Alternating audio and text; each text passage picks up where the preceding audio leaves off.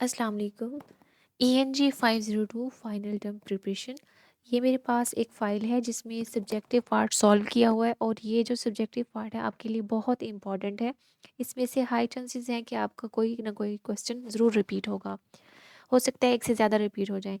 वैसे इससे हमारा कॉन्सेप्ट भी क्लियर हो जाएगा, आपको आइडिया हो जाएगा कि किस तरह के क्वेश्चन एग्जाम्स में आते हैं। तो फर्स्ट क्वेश्चन है हमारे पास सिंटैक्स। सिंटैक्स क्या होता है? ये टॉपिक आपका है 123। वहाँ से ये है, the word syntax comes originally from the Greek and literally means a putting together. मतलब ये एक ग्रीक जुबान का लफ्ज़ है सिंटैक्स, और इसका मतलब है पुटिंग टुगेदर, इकट्ठा करना और अरेंजमेंट या तरतीब देना। ठीक है, there was an attempt to produce an accurate description of the sequence or a ordering the arrangement of the elements in their linear structure of the sentence। ठीक है, ये इसकी ट्रू डेफिनेशन दी हुई है। नेक्स्ट आपके पास है ट्री डायग्राम। ये क्या होता है? ये टॉपिक आपका है 133। वहाँ से ये क्वेश्चन है, the most common way to create the visual representation. किसी चीज़ को मतलब विजुअलाइज करना, विजुअलाइज मतलब किसी को दिखाना हो, हमें कोई अपना जो प्रोजेक्ट है उसको रिप्रेजेंट करना हो, तो हम एक ट्री स्ट्रक्चर बना के उसको रिप्रेजेंट करें। Of the syntactic structures is through the tree diagram we can use the samples introduce art. Art sample use कर सकते हैं हम आर्टिकल के लिए। नाउन के लिए हम एन का सैम्पल यूज़ करेंगे और नाउन फ्रेज के लिए एनपी का सैम्पल यूज़ करेंगे। ये एमसीक्यू पॉइंट ऑफ व्यू से इंपॉर्टेंट है। To label the parts of the tree as we try to capture the hierarchical organization of those parts in the underlying structure of the phrase and sentences। ठीक है, मज़ीद भी आपको description दी हुई है। Basically ये ट्री होता क्या है, विजुअल रिप्रेजेंटेशन के लिए एक स्ट्रक्चर क्रिएट कर देते हैं हम, और ये तीन बातें आपने ज़रूर उसमें मेंशन करनी है कि आर्ट आर्टिकल के लिए, नाउन के लिए एन, और नाउन फ्रेज के लिए एनपी। ठीक है, नेक्स्ट क्वेश्चन पे मूव करते हैं। हमारा नेक्स्ट क्वेश्चन है टू फ्रेज स्ट्रक्चर रूल। ये क्या है? टॉपिक आपका है 134। These are the rules that form the phrases of different types। एक है for example noun phrase, verb phrase and the adjective phrase. ठीक है, और ट्री डायग्राम अब यहाँ पे ज़रा क्लियरली नहीं दिया हुआ, हम इसको जीपीटी से सर्च करते हैं ताकि हमें अच्छे तरीके से ना वो पॉइंट्स बना के समझा सके, क्योंकि जीपीटी ना ब्रेक डाउन कर देता है सब्जेक्ट की अच्छे तरीके से, टॉपिक की। ओके, देखिए ये एग्जाम्पल्स भी देगा हमें और अच्छे तरीके से समझ आ जाएगी। अब हम इसको डिस्कस करते हैं। In the linguistic phrase structure rules also called the rewrite rule. अब देखें ये इसका एमसीक्यू बन सकता है हमारे पास। Describes how the sentence and phrases are structure in a given language. किसी भी ज़ुबान के अंदर जो सेंटेंसेस हैं और फ्रेजेस हैं वो किस तरीके से उनको हम उनको स्ट्रक्चर बनाएंगे। They define how the constituents such as noun, verbs and adjectives. अब नाउन क्या होता है? The name of person, place और थिंग। ठीक है, नाउन है। वर्ब्स आपके पास जितने भी एक्शंस होते हैं, action words are called verbs. और एडजेक्टिव्स क्या होते हैं? एडजेक्टिव की डेफिनेशन में देख लेती हूँ, एक मिनट। एडजेक्टिव ऐसे होता है, एडिशन वर्ब होता है, डिफाइन। ओके, अब ये क्या है? एडजेक्टिव डिस्क्राइब्स और मॉडिफाई द नाउन्स और pronouns. Name, qualities of kinds. हाँ, यही मेरे जहन से में भी आ रहा था, लाइक रेड ड्रेस या स्कफी डॉग या ओल्ड हाउस। तो इसमें ओल्ड और ये स्क्रफी एंड रेड, ये जो है ना किसी की प्रॉपर्टी को रिप्रेजेंट करें। एडिशन में हम नाउन के साथ यूज़ करें तो वो क्वालिटीज़ को रिप्रेजेंट करें, वो हमारे पास एडजेक्टिव्स होते हैं। ठीक है, इसको भी हमने देख लिया। नेक्स्ट वैसे क्वेश्चन हमारा क्या था? जैसे एग्जांपल आपके पास है, एक minute. A two phrase structure rule would involve the two components of the sentence being related in a particular way. जैसे आपको एग्जांपल दी हुई है, एक noun phrase and verb phrase. ठीक है, noun phrase mean NP and verb phrase VP. इसका sentence can often broken down into the noun phrase and verb phrase. यही इसका ट्रू आंसर बन रहा है यहाँ पे। और नेक्स्ट आपके एग्जाम्पल टू, एग्जाम्पल वन ही काफ़ी है हमारे पास, एग्जाम्पल एक से हमने इसको समझ लिया है। नेक्स्ट देखते हैं, नेक्स्ट क्वेश्चन पे चलते हैं। Okay, types of meaning. अब देखें हमारे पास इसकी ये टाइप्स ये दी हुई है। एक तो है lexical meaning, grammatical meaning, referential meaning, और इसको वन बाय वन हम डिस्कस करते हैं कि हमारे इससे एमसीक्यूज भी क्लियर हो जाएंगे। अब लेक्सिकल मीनिंग क्या है? Refers to the meaning of words that belong to the one of the four lexical words. It is aspect of the meaning usually given the dictionary. अब मेरे ख्याल से इसको हम जीपीटी से सर्च करते हैं, वो ज़्यादा अच्छे तरीके से समझाता है। ओके। वही है हमारे पास ये, लेकिन इनकी सीक्वेंस जो है ना, नंबरिंग वो डिफरेंट की हुई है। हैं वही वाले वर्ड्स, देखिए सिमेंटिक भी आ रहा है, लेक्सिकल भी आ रहा है। और ये देखें, ये क्योंकि न्यू जो होता है ना आर्टिकल, वहाँ से ही इसको एल्गोरिदम जो होता है जीपीटी का, वहाँ से पिक करता है। अब डेफिनेशन क्या है लिटरल मीनिंग की? डिनोटेटिव मीनिंग इसका दूसरा नाम है। Definition: the direct primary meaning of the word और एक्सप्रेशन, मतलब किसी भी वर्ड का या किसी भी एक्सप्रेशन का जो प्राइमरी फर्स्ट जो उसका मीनिंग होगा ना, वो होता है हमारे पास लिटरल मीनिंग। मीन्स अगर लिटरल होता है लफ्ज़ी, मतलब लफ्ज़ी, अब उर्दू में समझ आ गई है ना अब मैं क्या कहना चाह रही हूँ। Which is the often found in the dictionaries. It refers, जैसे अब तो खैर हर किसी के पास मोबाइल होता है, सर्च कर लेते हैं, गूगल कर लेते हैं। पहले स्कूल्स और कॉलेजेस में ना डिक्शनरी की बुक्स होती थी, जो टीचर्स को जो वर्ड मीनिंग नहीं आते थे वो डिक्शनरी से फिर अल्फ़ाबेटिकल ऑर्डर में ना वो डिक्शनरी वर्ड्स की दी होती थी, वहाँ से सर्च करते थे और वो हम कहते थे कि इसका लिटरली मीनिंग ये है। नेक्स्ट आपके पास है फिगरेटिव मीनिंग, जिसको हम कैनोटेटिव मीनिंग कहते हैं। आप देखें दो दो नाम यहाँ पे दिए हुए हैं, ठीक है। इसकी डेफिनेशन है द सेकेंडरी और नॉन लिटरल। दूसरा मतलब फॉर एग्जांपल अगर है एक मतलब आपको समझ नहीं आ रहा, उसके लिए जगह हम दूसरा लफ्ज़ यूज़ कर लें सेकेंडरी, जो सेकेंड चॉइस हमारी होगी, वो आपके पास होता है फिगरेटिव मीनिंग। एग्जाम्पल इसकी है जैसे he is a real dog can mean that the someone is unpleasant rather than the referring to the actual dog, ठीक है। नेक्स्ट आपके पास है प्रैग्मेटिक मीनिंग। अब ये क्या होता है? The meaning that is derived from the context in which the sentence और utterance is a mode including the social cultural and situational factors. अब ये देखिए जो सिचुएशन होती है ना, वहाँ से जो कॉन्टेक्स्ट, जिस कॉन्टेक्स्ट में बात हो रही होती है, वहाँ से जो हम मीनिंग निकालते हैं वो हमारे पास होता है प्रैग्मेटिक मीनिंग। एग्जाम्पल इसकी है if someone says can you pass the salt, के नमक दोगे मुझे in the dinner. Setting the pragmatic meaning is the request not a question about the ability, ठीक है। अब ये है लेक्सिकल मीनिंग। इसकी डेफिनेशन है the meaning of individual words और phrases typically is defined as a dictionaries it is include the words primary meaning but, ठीक है, ये इसकी डेफिनेशन हो गई। लाइक द वर्ड बैंक हमारे पास हो गया। और semantic meaning, cementing the meaning derived from the combination of the words. ये इंपॉर्टेंट टॉपिक है इसलिए हम इसको ज़्यादा टाइम दे रहे हैं, ठीक है। और इसकी एग्जाम्पल है the cat sat on the mat combines the meaning of the individual words in the way that create specific image और कंसेप्ट। अब देखिए सिंटैक्टिक हमारे पास क्या है? The meaning that arises from the structure and arrangement of the words in a sentence. Like यहाँ पे example दी हुई है the dog chase the cat. अब डेक्टिक मीनिंग, और इसकी डेफिनेशन ये है कि depends on the context specifically the speaker time and the place of the utterance. Like I will meet you here tomorrow. और अफेक्टिव मीनिंग है आपके पास the emotional response that a word phrase और a sentence evokes a listener और a reader. इसकी example है I can not believe you did that. आगे है रेफरेंशियल मीनिंग और सिंबॉलिक मीनिंग, और ये तो बहुत सारी टाइप्स आ गई हैं, इतनी काफ़ी है आपके लिए, जो आपके पेपर में अगर आ जाए तो 3 से 4 आएंगी। नेक्स्ट आपके पास है ब्रीफली एक्सप्लेन द डेनोटेटिव मीनिंग, ये हमने ऊपर पढ़ लिया अभी ऊपर। और कैनोटेटिक मीन्स इसको हम देख लेते हैं। अब सबके जो मीनिंग वाला टॉपिक इम्पोर्टेंट है और सबको डिफरेंट डिफरेंट अलग अलग से ना डिफाइन करवा रहे हैं। देखिए ये है आपके पास है connotative meaning refers to the emotional cultural और एसोसिएटिव मीनिंग्स। आप इसकी एग्जांपल से समझें। The word home literally refers to the place where the someone lives, ठीक है, but it is often carries the connotation of the warmth comfort and safety और family. These emotional और cultural association are not the part of literal meaning but are understood based on the shared experience and a cultural context. Next चलते हैं हम। Next आपके पास है explain the prosody. Prosody is study of tune and rhythm of the speech and the way these features contribute to the meaning. ये इसका है true definition. और अगर इसको हम मज़ीद डिस्क्राइब करें, linguistic direct expression of meaning. और पैरालिंग्विस्टिक क्या होता है? मे इंडिकेट द एटीट्यूड और a membership of the speech community. Non linguistic क्या होगा? May indicate the something about speakers vocal psychology, state of the health और emotional state. Next आपके पास है role of the instruments in the semantics. इसका instruments का क्या role है? If an agent uses another entity in order to perform an action, ठीक है.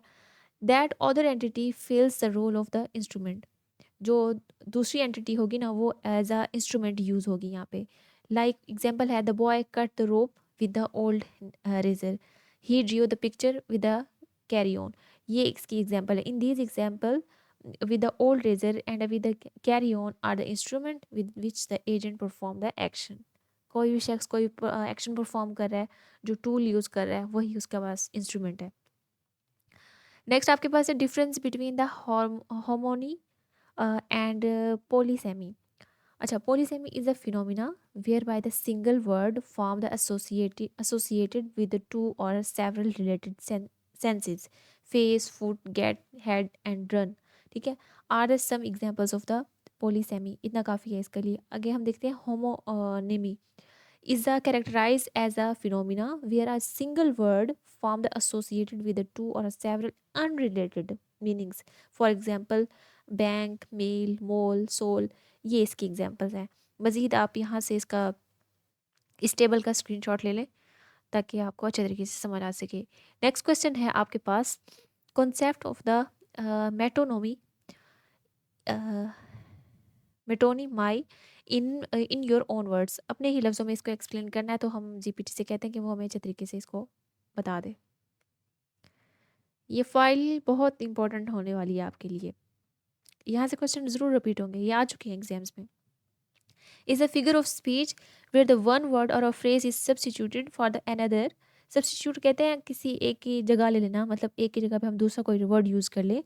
ठीक है, which is the closely associated, लेकिन बिल्कुल उसका एसोसिएशन, उसका ताल्लुक बिल्कुल सेम सेम हो, ज़्यादा बिल्कुल अपोजिट भी ना हो. Unlike the metaphor where the comparison is made between the two unrelated things.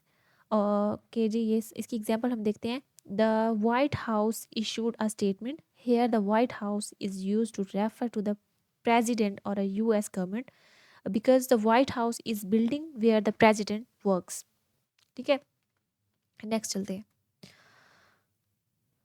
Next आपके पास है, pragmatics is a study of invisible meaning or how we recognize what is meant even when it is not actually said or written. तो है a lot of shared reception and acceptation. एक minute, इसको भी वहीं से देखते हैं. ये भी ठीक है, लेकिन हमें ना इसके पॉइंट्स थोड़े से कम समझ में आ रहे हैं. देखिए, अब ये इसने टू द पॉइंट आंसर दिया है, जो क्वेश्चन है ना उसके अकॉर्डिंग उसने आंसर दिया. Yes, that is a great definition of pragmatics.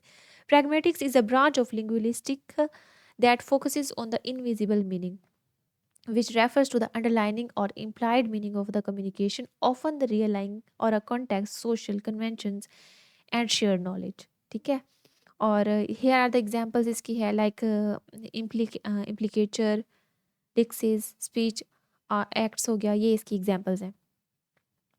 Next देखते हैं. नेक्स्ट क्वेश्चन आपके पास है, टाइम थोड़ा ज़्यादा लगेगा लेकिन आपकी प्रिपरेशन हो जाएगी, आपने साथ रहना है एंड तक इस वीडियो में.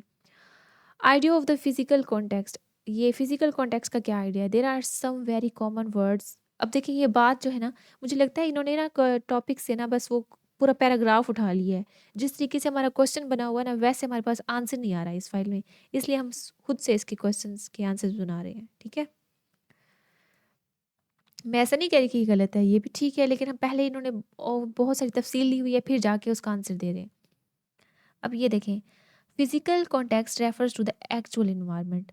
फिजिकल का लफ्ज़ होता है क्या है, जो कि एक्चुअल इन्वायरमेंट में हो रहा होता है, और setting in which the communication takes place. ठीक है, it plays a significant role in how the meaning is interpreted in the interaction as a physical surrounding influence what is understood or implied in the conversation.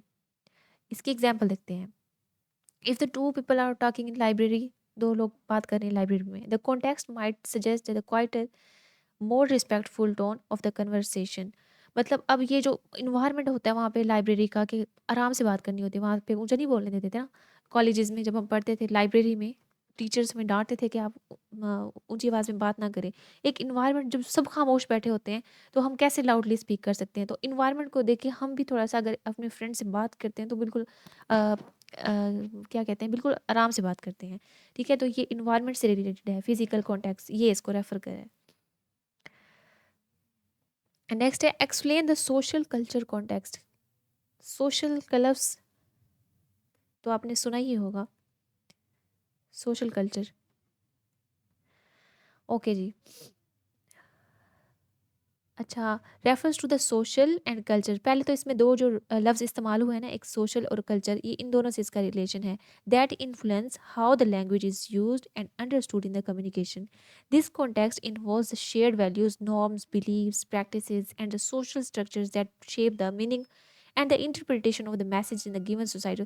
तकरीबन same same चीज़ें हैं, लेकिन बस थोड़ा सा उसकी ना डेफिनेशन जो वर्ड है वहाँ से निकाल के उसको अलग से डिफाइन किया हुआ है। ठीक है, बाकी हमारा कंसर्न नहीं है इनसे। नेक्स्ट आपके पास है डिक्सिस एंड डिक्टिक एक्सप्रेशंस। ये कौन सी होती हैं? Like to point two things and a people, ये आपके पास होता है पर्सन डिक्सिस। और स्पेशल डिक्सिस क्या होता है? To point to a location. और ये आपके पास टेम्पोरल डिक्सिस क्या होता है? To the time. लेकिन बाकी तो इसमें तो सिर्फ डिक्सिस का बताया है, डिक्टिक ना का नहीं बताया। पता नहीं कैसे अल्फाज है आप लोगों के। ओके, एक ही चीज़ का नाम है, इसलिए वो उन्होंने कंप्लीट है। एक ही चीज़ के दो नाम हैं, ठीक है। रेफर्स टू द वर्ड्स और phrases whose meaning depends on the context in which they are used, ठीक है। These expressions rely on the factors such as who is speaking, where and when the communication takes place। और इसकी types आपके पास हैं वही जो हमने पढ़ी है, पर्सन, प्लेस और टाइम, ठीक है। ओके जी। नेक्स्ट आपके पास है डिफाइन द पर्सन। वो ऊपर हमने पढ़ लिया, अभी रिपीट हो रहा है। आगे है इन्फ्लुएंस। क्या है हमारे पास? ये मैंने देखा था पास्ट पेपर्स में, ये अभी भी आया हुआ था जो रिसेंट हुआ हमारे पास, ये जो जुलाई में हुए हैं 2024 के। Okay, influence refers to the process of drawing the conclusions based on available information और एविडेंस। मतलब जो हमारे पास इंफॉर्मेशन, मालूमात और सबूत हैं, उसकी बिना पर हम जो ड्रॉ करते हैं कंक्लूजन, नतीजा निकालते हैं, वो हमारे पास इन्फ्लुएंस होता है।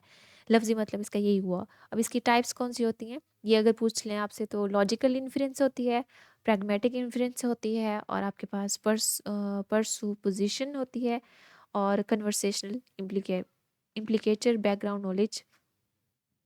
ये था बस।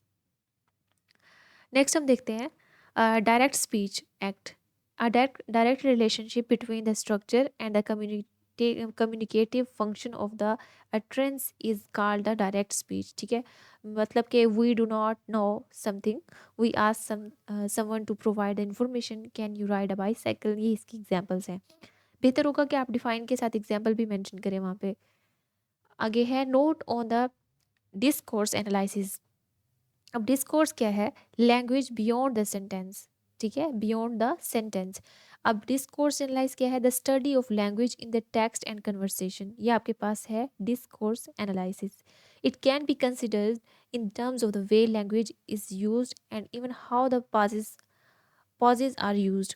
It focuses on certain questions like how we make sense of what we read, how we can recognize well constructed text as opposed to those that are jumbled or incoherent।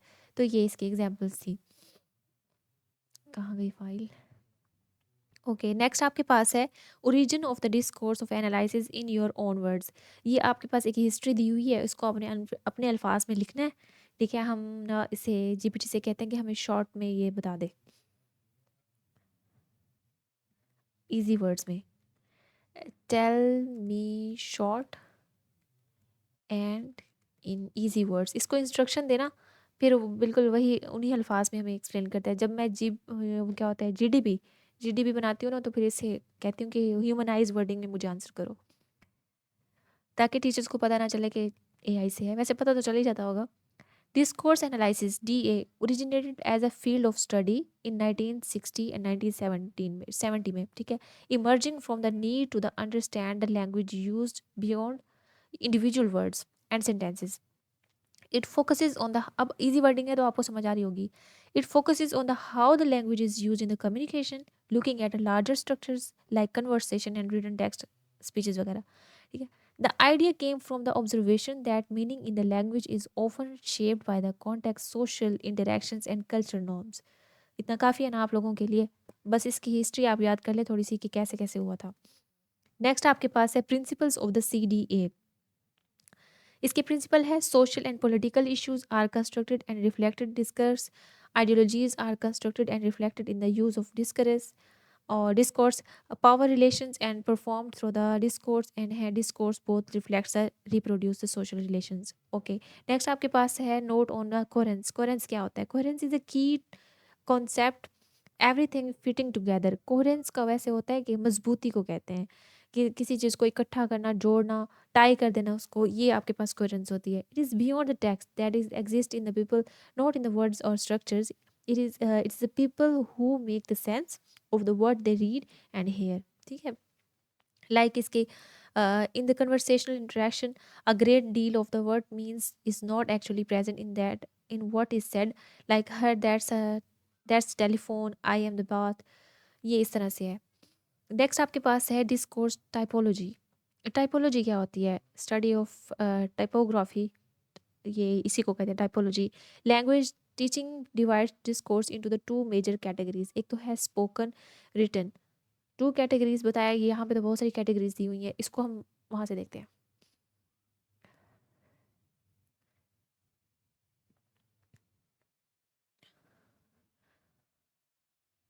अच्छा, discourse typology refers to the classification of different types or categories of the discourse based on their form, purpose, and the way language is used to communication। It looks at the structure and the functions of the discourse variation context। ठीक है, अब इसकी examples कौन सी है? एक है narrative discourse, एक है एक्सपोजिटरी डिस्कोर्स, जो कि है अगमेंटेटिव डिस्कोर्स, डिस्क्रिप्टिव, इंस्ट्रक्टिव, कन्वर्सेशन या इंटरैक्टिव, परफॉर्मेटिव। ये सारी की सारी टर्म्स इंपॉर्टेंट हैं।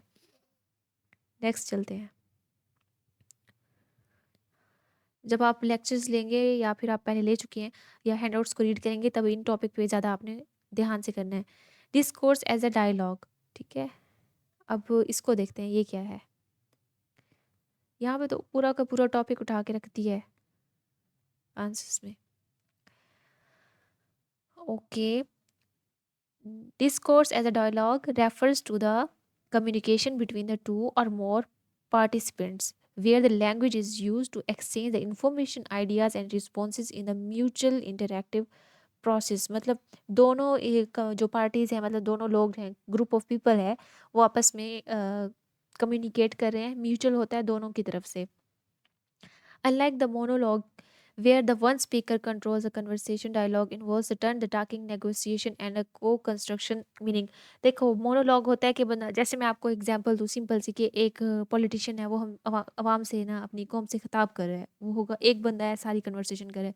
लेकिन कोई पॉलिटिशियंस होते हैं ना, आके प्रेस कॉन्फ्रेंस करते हैं, जब जो बाकी बैठे होते हैं उनको क्या कहते हैं? मीडिया पर्सन्स उनसे क्वेश्चंस कर रहे होते हैं और वो रिप्लाई कर रहे होते हैं, तो दोनों तरफ से टॉक हो रही होती है, तो वो उसकी एग्जांपल होगी डिस्कोर्स एज अ डायलॉग। आप खुद से भी इसकी एग्जांपल्स बना सकते हैं, रियल लाइफ में आप एक्सपीरियंस करते हैं ये सारी टर्म्स। नेक्स्ट आपके पास है the method of understanding the discourse. अब मेथड्स कौन से हैं? हम इसे कहते हैं जीपीटी को। क्या मैं बताओ? ओके, ये हैं, देखें अब सामने आ रहा है ना, बोल्ड हुआ, आपको याद रहेगा। नेक्स्ट ये देखिए आपके पास है the method of the understanding the discourse involves several approaches and strategies that help us to analyze and interpret how the language is used in the communication। Understanding the discourse goes beyond the just words spoken written। Okay, इसके जो हम आपके पास सम की methods हैं इसके, एक तो है कॉन्टेक्चुअल एनालिसिस और दूसरी आपके पास है डिस्कोर्स मार्कर्स एंड क्यूज। ठीक है, लाइक इसकी example however, so, but, well, ये इसकी एग्जांपल है। और इसकी एग्जांपल में आता है where and when the discourse takes place. और ये आपके पास है turn taking analysis, speech act theory और कोहेरेंस एंड कोहियन। अब कोहेरेंस और कोहियन में क्या फ़र्क होगा? वैसे ये इंपॉर्टेंट है। देखें दोनों का है कि टाई करना, टुगेदर करना किसी चीज़ों को। कोहेरेंस और कोहियन में डिफरेंस क्या आता है? Coherence refers to the grammatical and lexical connections that like link different parts of the discourse such as the pronouns, conjunctions, pronouns, noun की जगह पे जो यूज़ होता है वो प्रोनाउन होता है। लाइक अल्लामा इकबाल हम ऐसे पढ़ते थे ना, अब सारा सारे ऐसे में हम अल्लामा इकबाल तो नहीं लिखते थे, उसकी जगह ही यूज़ करते थे, ही, हिज, हिम। तो वो प्रोनाउंस होते थे। कंजक्शंस होते हैं जो दो सेंटेंस को आपस में मिलाते हैं, एंड हो गया, और हो गया, और ये टर्म्स हो गई। कोहेरेंस आपके पास क्या है? Refers to the overall sense of unity and logic discourse, even it is not explicitly stated. It is how the various parts of the text of the conversation fit together logically and meaningfully. अच्छा, pragmatic analysis है आपके पास, critical discourse analysis है, और conversation analysis है, और discourse as a action है, और narrative analysis है। बहुत सारी टाइप्स आपके पास आ गई हैं। आप कोई से 3 से 4 अपने माइंड में रख लें। The method of understanding discourse के बारे में हम पढ़ रहे थे। ठीक है, ओके जी। Rules of politensis. Okay, politeness. Politeness principle, like cooperative principle, may be formulated as a series of maxims which people assume are being followed. मुझे तो यहाँ से समझ नहीं आई।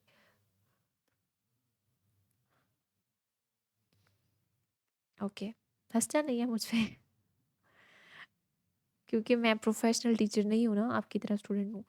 Rules of the politeness refers to the social norms and strategies. देखिए पहली ही line में हमें कीवर्ड्स दे देता है ताकि इसको जाके आप पेस्ट कर दो, डिफाइन कर दो अच्छे तरीके से। That guide how the people interact in the manner that is respectful, considerate and tactful. ये हमें ये रूल्स बताता है कि लोगों से बात कैसे करनी है, कौन से रूल्स बेस्ट हैं। Use of the polite forms, and polite mean शाइस्तगी से बात करना। देखो मुझे उर्दू में आ गया इसका लफ्ज़। आगे है मिटिगेशन, और उसके बाद है अवॉइडिंग द डायरेक्टनेस, और showing differences using the please and thank you. ये तो आपको पता ही होगा, बहुत यूज़ करते होंगे। ऑफरिंग द अपोलॉजीज, ये बिल्कुल नहीं करते हम लोग, माफ़ी मांगना। और consideration of others feeling, and use of the softening the words, apologising for the asking for something, and respecting. ये तो बहुत आ गई हैं, बस इतनी काफ़ी हैं। अब ये सारे रूल्स थे, हम खुद से भी लिख सकते हैं। अब major branches of the applied linguistic. Major branches ये आपकी बुक से दी हुई हैं तो हम यहीं से पढ़ेंगे। एक तो है बिलिंगुअलिज्म, द एबिलिटी ऑफ इंडिविजुअल्स और अ मेंबर्स, ये अकेली टर्म भी आती है पेपर में, ठीक है, ये of a community to use the two languages effectively. और आगे आपके पास है मल्टीलिंगुअलिज्म। लिंगुअलिज्म, लैंग्वेज से निकला लफ्ज़, multi mean many. Ability to use multiple languages is known as a multilingualism. Word से ही हमने उसको डिराइव कर दिया उसका answer. Conversation analysis and approach of the study social interaction वगैरह वगैरह। ठीक है, आगे है contrastive linguistic, practice oriented linguistic approach that seeks the describes the differences and similarities between the pair of the languages. आगे है साइन, और उसके बाद लैंग्वेज प्लानिंग एंड प्रैग्मेटिक्स। अच्छा, टाइप्स ऑफ अफेजिया। एक तो आपके पास इसकी जो टाइप्स हैं ये है ब्रोका अफेजिया और मोटर अफेजिया, और आपके पास है एग्रोमेटिक, और ये इसकी टाइप्स हैं, ये आपने याद करनी है। नेक्स्ट आपके पास है critical period in the language acquisition. ये थोड़ा सा थ्योरेटिकल है तो हम इसको डिफाइन करेंगे वहाँ से। इस तरह से लॉजिकल क्वेश्चन ज़्यादा आते हैं वैसे, जो टर्म्स होती है ना सीधी सीधी, वो तो एमसीक्यूज में आती हैं। अच्छा, the critical period in a language acquisition, रुक जाओ, एक second sorry, refers to the specific time frame in the early childhood during which the brain is particularly sensitive to the language input and most capable of the learning language effectively। ठीक है, critical period and the language acquisition. Critical period वही होता है जो बचपन का period होता है, जिसमें हर चीज़ दिमाग पे बहुत जल्दी असर कर जाती है, चाहे नेगेटिव हो चाहे पॉजिटिव हो। उसी मतलब कि ज़्यादा कोशिश बचपन में ही की जाती है ना सुधारने की। नेक्स्ट आपके पास है की points about the critical period hypothesis. एक तो है बायोलॉजिकल बेसिस, दूसरा आपके पास है evidence from the first language acquisition, evidence from the second language acquisition, and gene case language, और एक्सेप्शन डिबेट, और sensitive period versus critical period. अच्छा, नेक्स्ट आपके पास है standard varieties of the English in word. एक तो British है, north American English है, ऑस्ट्रेलियन है, और इंडियन है। और स्टैंडर्ड वैरायटी क्या होती है? It is an idealized variety because it has no specific region. It is associated with the administrative and commercial and educational centers, printed in newspaper and books वगैरह वगैरह। आगे आपके पास है एसेंट एंड डायलेक्ट। अच्छा ये क्या होता है? एक्सेंट, हाँ एक्सेंट बोलने का वो जो होता है एक्सेंट। बाज़ दफ़ा ये जो इंडियंस और पाकिस्तानी हैं इंग्लिश बोलना सीख तो जाते हैं, लेकिन उनके एक्सेंट से पता चल जाता है कि ये इंडियंस हैं। इंडियंस का तो इंतहाई ख़राब एक्सेंट है ना इंग्लिश बोलने का। Accent, an accent is a manner of the pronunciation peculiar to the particular individual's locations or a nation. आगे आपके पास है dialect. Dialect includes the features of the grammar, ठीक है, vocabulary as well as aspects of the pronunciation. Okay, जैसे मुल्क को कुछ लोग पढ़ते हैं मुल्क तो वो एक्सेंट होता है उनका। स्टेजेस ऑफ द, मैं मजाक नहीं बना रही आप लोगों का, सीरियस नहीं लेना, बस वैसे थोड़ा सा बोर हो रहे थे ना आप। Stages of the child language learning. Stages of the child language learning, एक तो स्टेजिंग इसके है टिपिकल एज एक 6 to 8 मंथ्स होता है, और दूसरी जो होती है 9 to 18 मंथ्स। अच्छा, यहाँ से नहीं समझ आ रही मुझे, मैं उस तरह से देखती हूँ, टेबल ही सही से नहीं बना हुआ, सीरियस हो जाते हैं आप। Okay, children go through the several stages of the languages learning as they develop. Okay, आपके पास जो पहला पहला होता है ना, वो है पेरेंटल स्टेज, जो फीटल स्टेज होता है, जिसमें मतलब कि फीटस को कहते हैं ना, बेबी जब मदर में होता है, ठीक है। Time frame before the birth around 25 to 30 weeks, और डेवलपमेंट। और उसके बाद होता है pre linguistic and pre verbal stage, जिसमें बर्थ टू द 6 मंथ। और उसके बाद आता है सिंगल वर्ड, जिसको होलोफ्रेस्टिक स्टेज बोलते हैं, 12 to 18 मंथ्स। और उसके बाद होता है टू वर्ड स्टेज, जिसमें 18 to 24 मंथ्स आता है। और इसकी एग्जांपल अगर देखें, children being combining two words form the simple sentences such as want, cookie and big truck. और अर्ली मल्टी वर्ड्स हो गया, जिसमें 24 to 30 मंथ्स आता है। Children start using the more complex sentences structures. और उसके बाद लेटर मल्टी वर्ड्स आता है, और कॉम्प्लेक्स सेंटेंस आता है। और उसके बाद मैच्योर लैंग्वेज यूज़ होता है, हम इसे कहते हैं शॉर्ट फॉर्म में दो, इन शॉर्ट फॉर्म। ये तो बहुत ज़्यादा लेंथी हो गया ना, फिर आप कैसे लिखेंगे एग्जाम में इतना सारा। देखिए आपके पास अब ये सही है, अब आप इसका स्क्रीनशॉट ले लें और इसको अच्छे तरीके से देख लें और याद कर लें, क्योंकि ये एमसीक्यूज में भी आ सकता है कि टू वर्ड स्टेज कौन सा है, सिंगल वर्ड स्टेज कौन सा है, प्री लिंग्विस्टिक स्टेज कौन सा है। तो ये इसमें टाइम का भी, टाइम ड्यूरेशन का भी बता दिया, और उसकी एग्जाम्पल के साथ साथ इन्होंने तफसील से बता दिया। मैच्योर लैंग्वेज यूज़ होता है 5 years होता है, ठीक है। नेक्स्ट हम चलते हैं होलोफ्रेस्टिक। एक minute. Okay, Holophrastic refers to the stage in the early language development, typically around the 12 to 18 months, when the child uses a single words to express the whole idea and sentences. ऊपर हमने पढ़ा है वैसे। A note on a one-word stage of the language acquisition. Between the 12th and 18th month, the child produces a variety of the recognizable single unit utterance. Means इस as में ना बच्चा वो रिकग्नाइज चीज़ों की पहचान कर लेता है। नेक्स्ट आपके पास है telepathic stage of the language acquisition, और ये इसका जो होता है between the 2 and 2.5 years old, a child starts a large number of the utterance that could be classified a multiple word speech. ऊपर मैंने देखा है इसको। नेक्स्ट आपके पास है how the child is taught to speak. How the child is taught, बच्चों को कैसे सिखाया जाए, बोलना कैसे सिखाया जाए। एक सेकेंड। ओके,